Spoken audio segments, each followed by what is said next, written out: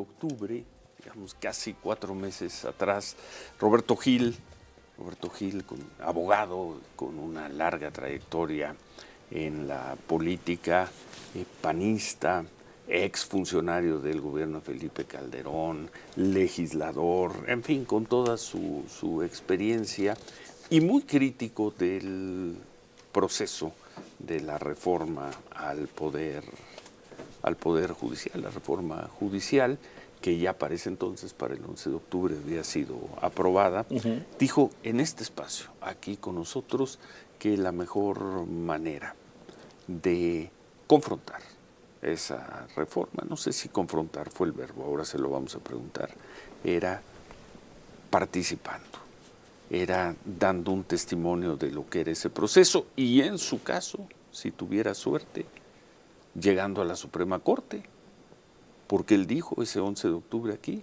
que él buscaría ser candidato a la Suprema Corte de Justicia, estar en la boleta el 1 de junio.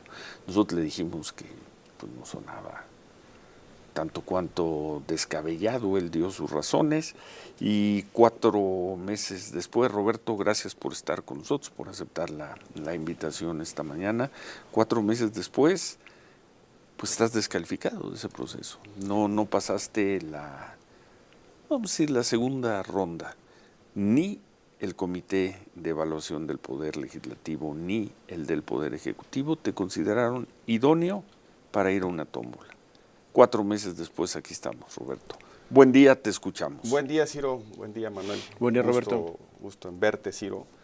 Y sobre todo quiero empezar por agradecerte las expresiones que tuviste hace segundos hacia mí. Te venía escuchando, Ciro. Gracias. Y en efecto, hace 4 meses, el 11 de octubre, vine a anunciar mi intención de postularme como candidato a mi Suprema Corte de Justicia de la Nación.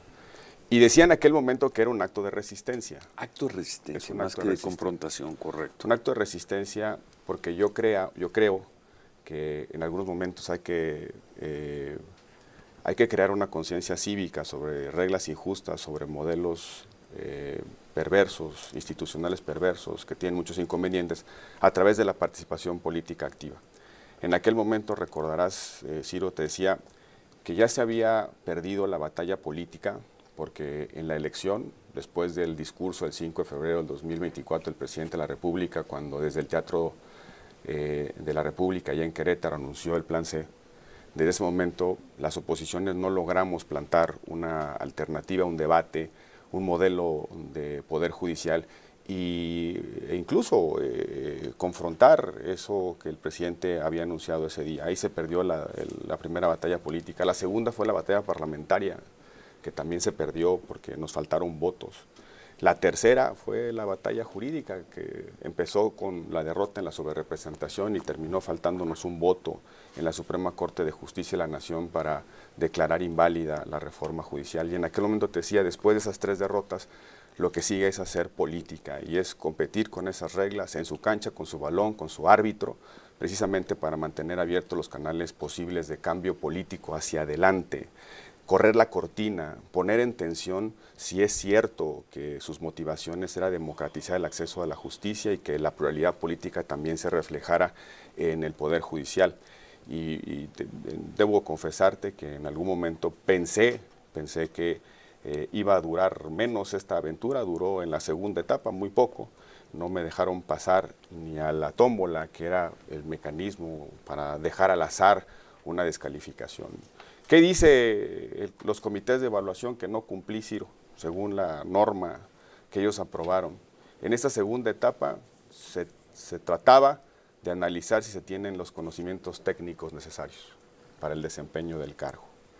Y si una persona, si el aspirante se ha distinguido por su honestidad, su buena fama pública, por su competencia, por sus antecedentes académicos y profesionales en el ejercicio de la actividad jurídica. Pues para los comités de evaluación yo no cumplo ninguno de estos elementos. Yo creo que más allá de un análisis objetivo o incluso... Perdón, nada más. Conocimiento técnico y la buena fama en general. Honestidad, buena fama pública, competencia y antecedentes académicos y profesionales. Esto es lo que deben analizar los comités de evaluación. Y me llama mucho la atención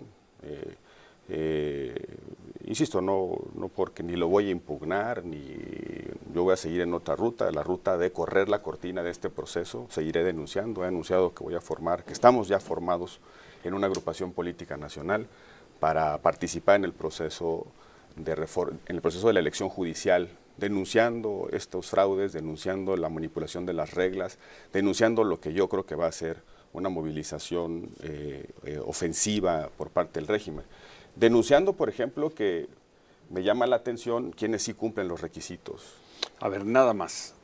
Entonces, o no tenías el conocimiento técnico, cosa que a mí me llamaría mucho la atención, que quienes están en esa lista tengan mayor conocimiento técnico tuyo que el de Derecho Constitucional.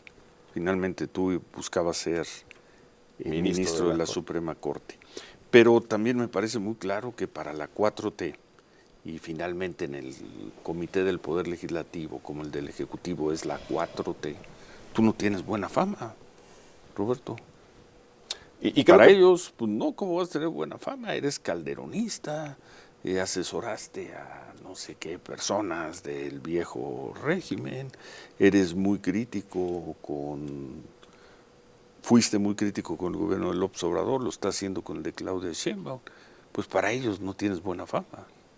Y creo, Ciro, que en realidad es un mensaje político y es muy claro.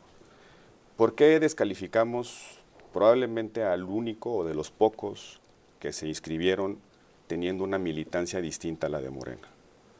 A quienes cuestionamos la pertinencia, la construcción técnica, las implicaciones de la reforma judicial. Lo dije desde el primer momento. Es un mensaje y el mensaje es, en los comités de salud pública del nuevo régimen, nosotros decidimos quién tiene buena fama pública, honestidad, quién es bueno, quién es malo, quién es patriota, quién es no patriota o traidor a la patria, quién es un paria o quién es un mexicano de bien. Esa es la lógica de este gobierno, la lógica retórica de este gobierno. Y es el mensaje muy claro, aquí no pasa nada, no pasa nadie. Aquí no pasa nadie. Nadie, que no sea de Morena, que no sea afín de Morena, que no se arrodille ante Morena. Yo no pedí una sola entrevista con nadie de Morena para pedir que me dejaran pasar. Lo digo aquí, te lo digo en los ojos, Ciro. No busqué un solo contacto para ver si podíamos construir un acuerdo político y que llegar con compromisos. No me paré en ninguno de los centros de decisión de esta. Al contrario, fui muy crítico aquí en tu espacio por lo que estaba haciendo, por ejemplo, Arturo Saldívar en la manipulación de los distritos. Ahorita entraremos a esa discusión. Y me llama la atención que sí lleguen, déjame darte un agregado solamente de la lista que ya se publicó ayer. De los 26 integrantes que aparecen en la lista de calificados una vez superada la tómbola, de los 26, 4 trabajaron directamente con Saldívar. 6 tuvieron un cargo en la Ciudad de México, en algún momento de su vida, tanto en el Poder Ejecutivo como en el Poder Legislativo Judicial. Y 5 vienen del gabinete o del gobierno de Andrés Manuel López Obrador. Empezando por quien fue su última consejera jurídica, la última consejera jurídica de la presidencia. Empezando por la consejera jurídica y terminando por el titular de la Procuraduría Agraria. Eso da 15. Son 15 de los 26. 15 de los 26 vienen o de la ponencia de Arturo Saldívar, del ámbito de sus relaciones internas. Por cierto, nos dicen todo el tiempo que el Poder Judicial estaba podrido. La única parte no podrida, parece, es la que tiene, en la que influye Arturo Saldívar. En el Tribunal de Disciplina, Ciro, están seleccionados por Saldívar 2 personas, José Artemio Zúñiga Mendoza y Javier Santana Turrell. Santana Turrell fue el secretario ejecutivo de Disciplina del Consejo de la Judicatura Federal durante la presidencia de Arturo Saldívar en la Corte. Son las 2 personas que fueron señaladas por presionar a jueces y magistrados durante ese periodo. Están en la lista del Poder Ejecutivo. Entonces es muy claro, solo pasan los que son de Morena, los que tienen relación con Morena, los que ya capitularon en su voluntad y van a estar siempre al servicio de Morena, o lo que yo veo y con preocupación, que se está constituyendo una nueva facción judicial, un grupo político, el grupo de Arturo Saldívar, está haciendo una facción en el Poder Judicial. Y lo anticipo, le van a poner condiciones a la Presidenta de la República y al gobierno cuando se apropien facciosamente del Poder Judicial. Porque aquí están las listas, aquí está la manipulación. Yo pregunto si Arturo Saldívar se abstuvo, se excusó cuando conoció de estas relaciones. Vamos a una pausa.